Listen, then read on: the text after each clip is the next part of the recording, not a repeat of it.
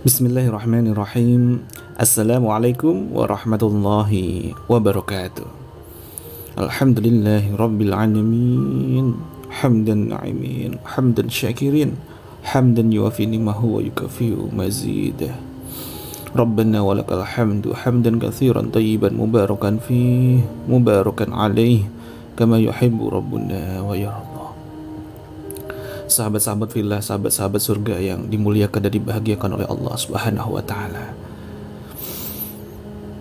Alhamdulillah, di pagi yang indah ini insyaallah saya berada di Surabaya ya. 3 hari ini alhamdulillah saya berada di Surabaya, dimudahkan, dilancarkan oleh Allah Subhanahu wa taala untuk bisa membersamai sahabat-sahabat fillah yang sedang hijrah dari riba.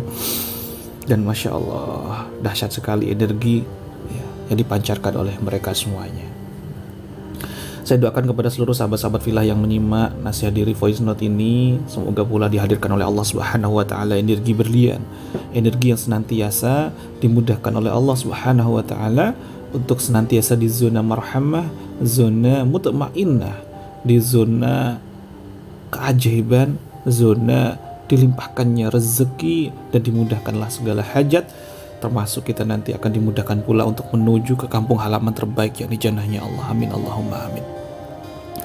Saya doakan pula bagi sahabat-sahabat fillah yang baik anggota keluarganya ataupun dirinya saat ini kurang sehat, dihadirkan ujian, termasuk kondisi saat ini anak saya yang ada di Solo sedang kurang sehat. Mari bersama-sama kita doakan semoga Allah segera hadirkan kesembuhan.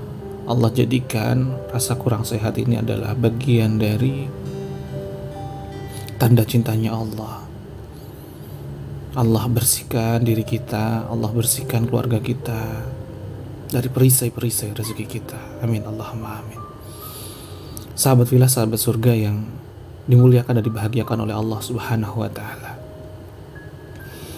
Dimana di nasihat diri voice note kita sebelumnya, kita sudah sempat menyinggung terkait dengan memuliakan, membahagiakan orang lain, terkait dengan merawat terumbu karang. Maka di pagi hari yang indah ini kita coba lebih spesifikasikan terkait dengan keluarga kita, baiti jannati kita. Sejatinya mengapa Allah hadirkan pasangan ini, jodoh ini pertemukan, disatukan dengan kita. Yang pertama, kita sadari bahwa dalam Quran surah Al-Hujurat ayat 13, sungguh Allah telah menciptakan kita dari laki-laki maupun perempuan. Kemudian kita dijadikan kita ini berbangsa-bangsa, bersuku-suku, agar apa? Agar lita'arafu, agar kita saling mengenal satu sama lain. Masya Allah. Kita dengan pasangan kita, tentu kita memiliki karakter, memiliki sifat kita yang masing-masing. Anggaplah ada karakter A, karakter B, karakter C, karakter D. Kalau mungkin kita disatukan, dijodohkan dengan karakter A bertemu dengan karakter B, sifatnya yang 11-12 mirip-mirip. Ya, meskipun mirip mungkin juga masih perlu dicek lagi lebih dalam lagi, masih banyak sekali ketidaksamaan.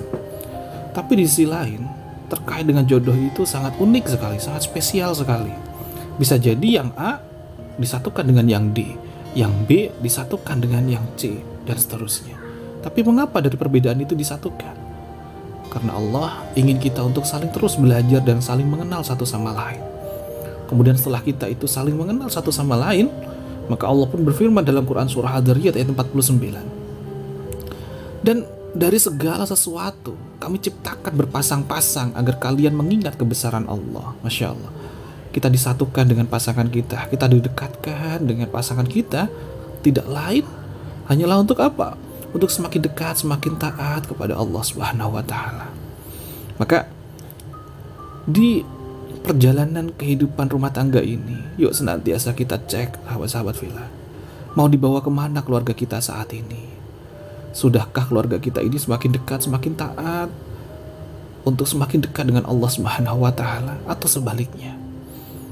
Dan perlu kita ketahui bahwa desain sebuah peradaban itu bermula dari mana? Berawal dari sebuah keluarga. Bagaimana benteng yang sangat kokoh dari Konstantinopel itu bisa diluluh-lantakkan oleh Muhammad Al-Fatih, itu tidak serta-merta Muhammad Al-Fatih langsung menjadi raja kemudian ingin meruntuhkan dinding Konstantinopel. Tapi bermula dari apa? Dari desain peradaban sebuah keluarga. Dimulai dari kakek-kakeknya terlebih dahulu yang senantiasa mewariskan kepada anak-anaknya. Kelak keturunan inilah nanti yang akan meruntuhkan dinding Konstantinopel, dan itu diwariskan kepada anaknya, diwariskan kepada anaknya, diwariskan lagi kepada anaknya, insyaallah. Maka saat ini, kondisi kita saat ini, keluarga kita saat ini sangat perlu sekali untuk kita senantiasa membentuk visi misi keluarga kita. Mari bersama-sama kita duduk bersama-sama dengan pasangan kita. Mau dibawa kemana keluarga kita? Apakah kita hanya sekedar sehidup semati saja, atau benar-benar kita ingin sehidup sesurga? Kalau kita ingin sehidup sesurga, maka yuk kita menuju satu visi bersama-sama yang kita bentuk bersama-sama dengan anggota keluarga kita. Kita jadikan visi itu dipilah-pilah menjadi sebuah misi. Kita bagi peran kita masing-masing untuk saling menuju bersama-sama ke surga berjamaah. Ada yang saling mengingatkan satu sama lain, saling memotivasi, saling memberikan semangat untuk satu sama lain, untuk semakin taat beribadah kepada Allah Subhanahu wa Ta'ala. Ketika ada ketidakbaikan, kita saling mengingatkan, saling menasihati, saling menyelamatkan satu sama lain. Dan ketika visi misinya itu sudah bulat, sudah sama-sama kita sepakati, maka kita akan lebih mudah untuk menuju ke satu titik yang sama. Dan proses menujunya, kita juga harus cari sebuah guru, seorang guru yang sama, di tempat yang sama. Agar apa? Agar dudukannya, ilmu-ilmunya itu sama. Sehingga kalau dudukannya itu sama, maka semakin mudah untuk kita berdiskusi, berbicara satu sama lain. Komunikasi pun akan semakin mudah, saling tersambung satu sama lain. Dan yang terakhir, sahabat-sahabat fillah, saling terbukalah. Tidak ada yang perlu ditutup-tutupi dengan pasangan kita. Terbukalah, karena merekalah yang setia menemani kita di saat anak-anak kita sudah dewasa, di saat anak-anak kita sudah mulai berumah tangga dengan pasangannya, dengan anak-anaknya masing-masing. Tapi siapa yang senantiasa menemani kita? Tidak lainnya pasangan kita. Maka saling terbukalah. Dan ketika kita ada sesuatu yang sekiranya gak nyaman satu sama lain, maka yuk sama-sama sahabat fillah, kita saling amalkan pertanyaan ajaib ini. Seorang istri kepada suami, Abi, apa yang membuat engkau lebih ridho dengan keberadaan saya? Insyaallah, di saat pasangan kita, ayah ataupun suami, kemudian menyampaikan, aku lebih ridho kalau kamu melakukan ini. Selama itu tidak di luar ketaatan kita kepada Allah, maka amalkan sahabat-sahabat fillah. Maka amalkan. Sampai-sampai Rasulullah SAW bersabda dalam hadis riwayat At-Tabrani, maukah kalian aku beritahu tentang istri-istri kalian di dalam surga? Masya Allah. Maka para sahabat pun menjawab, tentu ya Rasulullah. Kemudian Nabi Muhammad SAW pun menjawab, wanita yang penyayang lagi subur, apabila ia marah atau suaminya marah kepadanya, ia berkata, ini tanganku suamiku, ini tanganku di atas tanganmu, mataku tidak akan terpejam sebelum engkau ridho. Masya Allah. Dalam riwayat yang lain, seorang istri itu jika ia menjalankan yang wajib-wajib dan mendapatkan ridho suaminya, maka pilih pintu surga mana saja yang kalian kehendaki. Masya Allah. Itu bagi seorang istri. Bagaimana dengan seorang suami?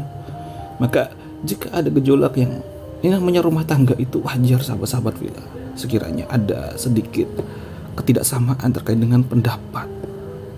Tapi ketika mulai ada gejolak, rasa yang gak nyaman itu, maka mulailah seorang suami pun juga menyampaikan, apa yang membuat engkau lebih bahagia atas keberadaan saya?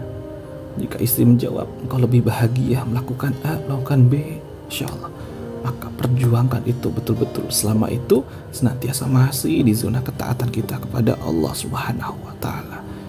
Maka pertanyaan-pertanyaan ajaib yang sangat sederhana ini, kalau kita benar-benar bisa merealisasikannya, maka insya Allah rumah tangga yang baik di jannati itu Allah hadirkan kepada kita semuanya. Barakallahu fikum. Semoga apa yang bisa kita pelajari pagi hari ini bisa memberikan hikmah, bisa menjadikan wasilah kehidupan kita lebih dihadirkan ridhonya Allah Subhanahu wa ta'ala. Amin, Allahumma amin. Jika sekiranya nasihat diri ini, voice note ini bermanfaat, silahkan share kepada sahabat, kerabat maupun keluarga terkasih kita. Jikalaupun ada sahabat fillah yang saat ini belum dihadirkan jodohnya, belum didekatkan dengan jodohnya, saya doakan pula semoga Allah hadirkan pasangan yang terbaik, pasangan yang menjadikan keluarga kita semakin dekat dengan Allah Subhanahu wa ta'ala. Amin, Allahumma amin. Saya Muhammad Sofi Al-Khairodai, Certified Trainer Magnet Rezeki, sahabat seperjalananmu menuju semakin dekat kembali padanya. Wassalamualaikum warahmatullahi wabarakatuh.